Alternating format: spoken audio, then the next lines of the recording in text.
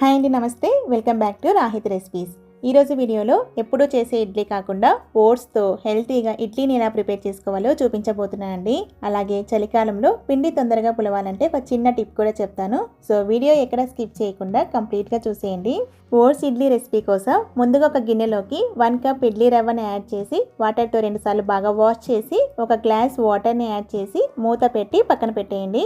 Next ఇంకొక గిన్నెలో 1 cup మినపప్పుని add చేసి వీటిని కూడా 2-3 సార్లు వాటర్తో బాగా వాష్ చేసి ఒక 2 గ్లాసుల వాటర్ని యాడ్ చేసి మూత పెట్టి పక్కన పెట్టేయండి.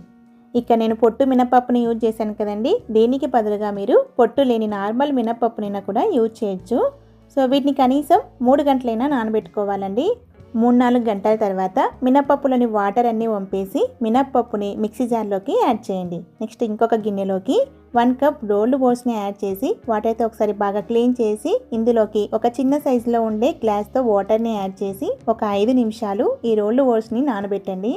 5 నిమిషాల తర్వాత ఈ ఓట్స్ని వాటర్తో సహా జార్లోకి యాడ్ చేసి మెత్తగా గ్రైండ్ చేయండి.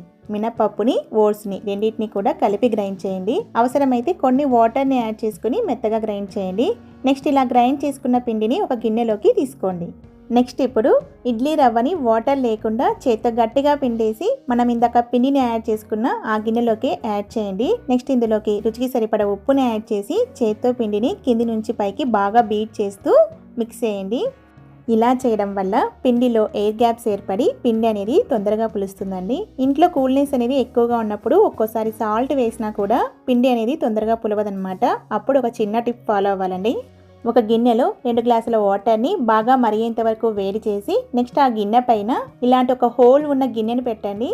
నెక్స్ట్ ఈ గిన్నె పైన మనం ఇందాక పిండి యాడ్ చేసిన గిన్నెని పెట్టి మూత పెట్టి గిన్నె అంతటిని ఒక ఉలెన్ క్లాత్తో కప్పేయండి. ఇలా చేయడం వల్ల పిండి అనేది తొందరగా పులుస్తుందండి. నేను ఈ పిండిని ఒక 8 గంటల తర్వాత తీసి చూస్తున్నానండి. చాలా చక్కగా పొంగింది.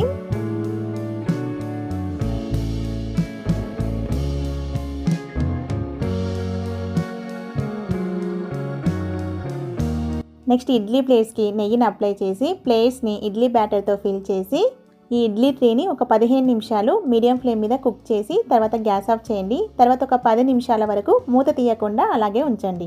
10 నిమిషాల తర్వాత ఒక సర్వింగ్ ప్లేట్లోకి సర్వ్ చేసుకోండి. అంతే అండి, ఓట్స్ ఇడ్లీ రెడీ.